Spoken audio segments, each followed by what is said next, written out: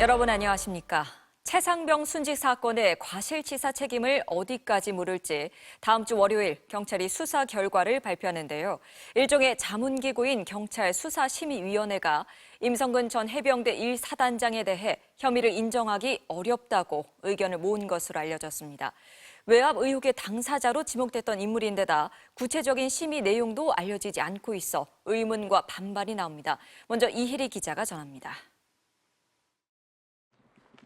경찰 수사심의위원회가 임성근 전 해병대 1사단장의 과실치사 혐의를 인정하기 어렵다고 결론을 모은 것으로 알려졌습니다. 하급 간부 2명도 혐의가 없다고 봤습니다.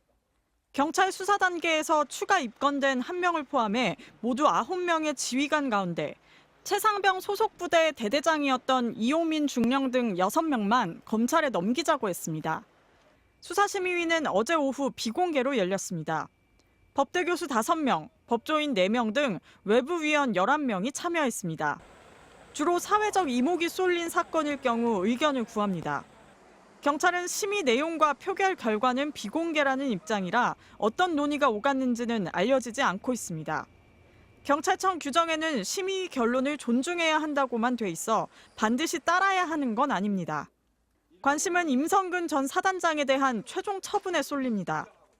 임 전 사단장은 애초 해병대 수사단 수사 결과에는 혐의자로 적시돼 있었습니다.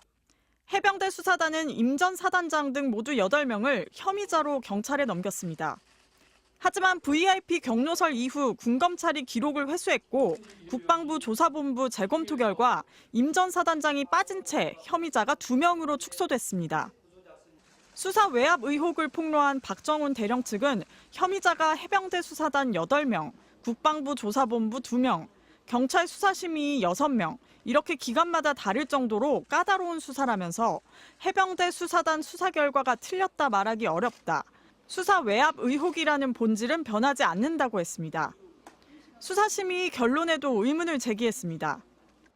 7여단장과 1사단장은 본질적 성격이 같은데 왜 누구는 송치라고 누구는 불송치하느냐. 임 전 사단장이 수중수색을 강행시켰다고 주장하고 있는 이용민 중령 측도 심의 결과에 반발하며 임 전 사단장을 공수처에 고발했습니다. 경북경찰청은 모레 최종 수사 결과를 발표합니다. MBC 뉴스 이혜리입니다. 지난 총선 당시 한동훈 국민의힘 대표 후보가 김건희 여사의 문자를 무시했다는 논란을 두고 여당 당권 주자들 사이 설전은 주말인 오늘도 계속됐습니다. 한 후보는 당시 명품백 관련 사과를 공개적으로 가장 강력하게 요구했다며 반박했습니다. 하지만 경쟁 후보들은 윤석열 대통령과의 불화설 자체가 당의 부담이 될 거라며 맹공을 이어갔습니다. 조재영 기자입니다. 지난 1월 명품백 논란에 대해 사과할지 김건희 여사가 보낸 문자를 무시했다는 논란에 대해 한동훈 국민의힘 대표 후보는 당시 상황을 상기시키며 거듭 반박에 나섰습니다. 저 때문에 사과 안 했다? 그게 무슨 말이지? 저는 사과를 가장 강하게 요구한 사람인데요. 1월에는 명품백 논란에도 불구하고 총선 승리 분위기였다고도 설명했습니다. 분위기가 급변한 건 이종섭 전 호주 대사 임명 논란이 불거진 3월이었다는 겁니다. 누군가 문자를 일부러 흘렸다면 비정상적인 전당대회 개입, 당무 개입으로 더 큰 문제라고 주장했습니다. 6, 7개월 지난 다음에 사적인 문자를 이렇게 공개한다? 우리를 막아보려고 위한 목적이라는 게 너무 명확하잖아요. 이러면 안 되는 거 아닙니까? 당권 경쟁자들은 구차한 변명으로 스스로 옹색해진다며 공세를 이어갔습니다. 전혀 그 소통을 하지 않았다는 것 자체가 정치 판단의 부족을 넘어선 모습이라고 생각을 하고요. 김 여사 문자는 사과하기 어렵다는 내용이었다. 공적 관계, 사적 관계를 구별해 행동했다는 한 후보의 해명도 반박했습니다. 자꾸 또 이걸 국어 해독의 문제로 끌고 가는데요. 비대위원장님의 결정에 무조건 다 따르겠다라는 내용이 분명히 적혀 있는데. 뭐 사적 관계, 공적 관계 그걸 따지는 게 아니라 기본적으로 오랫동안 모셔왔던 분들 아닙니까? 이 논란은 대통령 갈등설, 총선 참패 책임론, 한동훈 후보를 겨눈 2가지 쟁점 모두와 맞닿아 있습니다. 다음 주부터 이어질 합동연설회와 TV 토론에서도 거센 공방이 불가피해 보입니다. 유승민 전 의원은 대통령 부인과 집권당 당대표 후보가 문자까지 다 공개하는 정치 수준이 말이 되냐며 양쪽 다 자제하라고 지적했습니다. MBC 뉴스 조재영입니다. 국회가 이태원 참사 특별조사위원회 명단을 정부에 보낸 것으로 확인됐습니다. 조사위원 추천을 미뤄오던 국민의힘이 뒤늦게 명단을 제출하면서 그나마 늦게라도 특조위가 출범할 수 있을 것으로 보입니다. 나세용 기자가 단독 취재했습니다. 국회가 이태원 참사 특별조사위원회 위원 9명의 명단을 어제 정부로 보냈습니다. 이태원 참사 특별법은 공포 뒤 한 달 안에 특조위 임명까지 마치도록 돼 있지만 위원 명단 제출에만 벌써 보름 지각한 겁니다. 특조위는 국회의장이 위원장을 추천하고 여야가 각각 장관급 상임위원 1명과 비상임위원 3명을 추천해 구성합니다. 국민의힘은 상임위원으로 이상철 전 국가인권위원을 추천했습니다. 국정농단 당시 박근혜 전 대통령을 변호했고 과거 세월호 참사 특조위원으로 활동했습니다. 비상임위원으로는 방기선 한국방재협회 회장과 판사 출신의 황정근 변호사 등을 추천했습니다. 방 회장은 지난 2015년 국민안전처 안전정책실장 근무 당시 아내의 특혜 취업 의혹이 제기돼 중징계를 받고 퇴직했습니다. 우원식 국회의장은 송기춘 전 군 사망사고 진상규명위원장을 위원장으로 추천했고 더불어민주당은 위은진 전 법무부 인권국장과 법의학자인 성균관대 김문영 교수 등을 추천했습니다. 윤석열 대통령이 한 차례 거부권을 행사하면서 이태원 참사의 진상규명을 위한 특별법은 참사 1년 7개월 만에야 겨우 공포됐습니다. 국민의힘은 일부 조항을 고친 특별법에 합의했고 협조도 약속했지만 정작 특조위원 후보 추천을 미뤄왔습니다. 정말 잊기 어려운 그런 고통으로 자리 잡고 계실 겁니다. 저희들이 적극적으로 뒷받침할 수 있도록. 이태원 참사 특조위는 약 2주간의 인사검증을 거쳐 이달 하순 출범한 뒤 최장 1년 3개월간 진상조사에 나섭니다. MBC 뉴스 나세웅입니다. 오늘 인천에 있는 한 아파트에서 지하 주차장에 주차된 전기차에 불이 났습니다.